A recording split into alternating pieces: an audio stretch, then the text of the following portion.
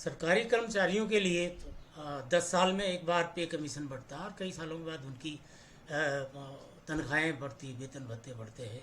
लेकिन उत्तराखंड के जो विधायक हैं उनके तनख्वाहें हर दूसरे तीसरे साल बढ़ती रहती हैं। अब ये समझिए कि उनकी 20-21 साल में उनकी उनकी जो सैलरीज थी, उनके जो भत्ते थे, वो सारी चीज़ें मिलाकर 30 गुना बढ़ गए हैं। मतलब खुद आप मांगते हैं, खुद ही आप देने वाले हैं।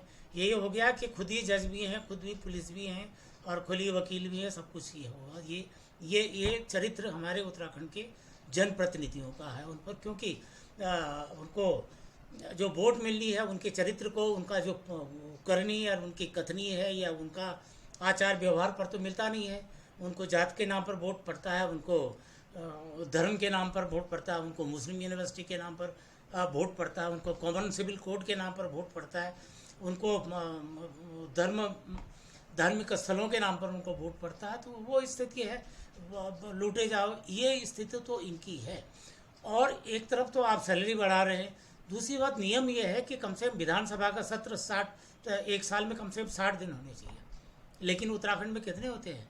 एक साल में 20 दिन भी उनके सत्र नहीं होते हैं।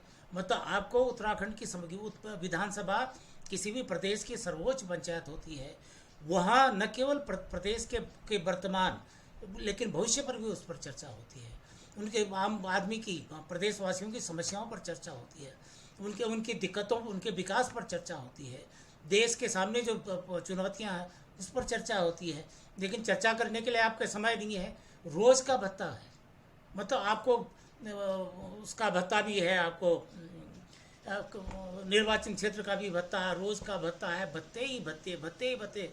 मतलब एक विधायक 3-4 लाख रुपए तनख्वाह लेता है। दूसरी विडंबना देखिए, जो कर्मचारी जो जिंदगी भर नौकरी कर रहा है सरकार की, कम से कम 8 घंटे तो करता ही है, जैसा भी करता है, दफ्तर में तो बैठा रहता है, उनको तो पेंशन बंद कर दी। लेकिन विधायकों की तो लगातार पेंशन चल रही, चाहे साल 2 साल भी आपने विधायकी कर दी तो आपकी पेंशन पक्की होगी।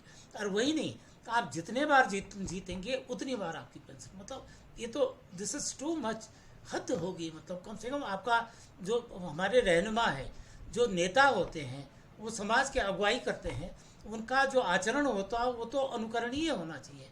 क्या अनुकरण आप पेश कर रहे हैं, क्या उदाहरण आप पेश कर रहे हैं कि जितना है उसको चूसो, उत्तराखंड के संसाधनों को चूसो, प्रदेश के हितों को जो है उनको कर दो। और काम करने के नाम पर आपको बैठक के लिए टाइम नहीं है। दूसरी बात, 10 किस्म के आ रहे हैं। तो ये दुर्भाग्य है उत्तराखंड का, जब नेता ही ऐसे होंगे, जब यहाँ के रहनुमा ऐसे होंगे जिन्होंने उसको दिशा देनी है, जिन्होंने उदाहरण पेश करने हैं, जिन्होंने अपने चरित्र का उदाहरण पेश करना है, उनकी स्थिति जब ये होगी तो बड़ा दुर्भाग्य की स्थिति है।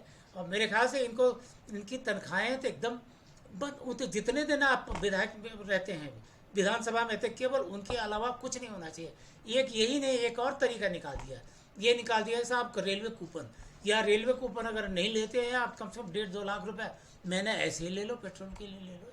ये क्या बात है? आपको तो वैसे भी मिलता है। वही हाल मंत्रियों का भी है। मंत्रियों के लिए वो होता है, जब जहाँ भी मंत्री जाता है फ्री में खाना मिलता है, फ्री में सब कुछ मिलती है, लेकिन ऊपर से आपको भत्ता लेते हैं। मतलब ऐसी लूट है, ऐसा चरित्र। अब देखिए क्या हुआ, अब कुछ दिन पहले उसमें आ गया वो nexus between politician, bureaucrat and mafia. अब देख लो यशपाल तोमर वाला क्या हुआ, उसमें नेता भी इन्वॉल्व है, उसमें क्या कहते हैं ब्यूरोक्रेट भी है, सब मिलके क्या करना है इस उत्तराखंड का। तो दुर्भाग्य की स्थिति है वो, इसलिए है कि जनता पूछती नहीं है। जनता का ध्यान डाइवर्ट कर दिया, लोगों के दिमाग की चिप निकाल दी, कहा कि भाई हिंदुत्व तो खतरे में है, हर चीज़ में महंगाई नज़र नहीं आती, भ्रष्टाचार नज़र नहीं आता। आप क्या कहते हैं, विधानसभा में पास होना चाहिए था, लोकायुक्त कहाँ गया? क्योंकि लोकायुक्त आएगा तो बड़े बड़े फंसेंगे, बड़े बड़े नेता फंसेंगे, बड़े बड़े ब्यूरोक्रेट फंसेंगे, जेल जाएंगे। इसलिए वो जाके दबा दिया, और दबाया भी कहा, विधानसभा के अंदर दबा दिया। मतलब जिस विधानसभा को इस प्रदेश का भविष्य तय करना है, जिसने यहाँ शुद्धिकरण करना है, उसकी जगह आपने क्या, तो उसी में लोकायुक्त कानून को छिपा के रख दिया, उसके अंदर रख दिया। तो ये कैरेक्टर है हमारा, इस कैसे ये बढ़ेगा ये उत्तराखंड।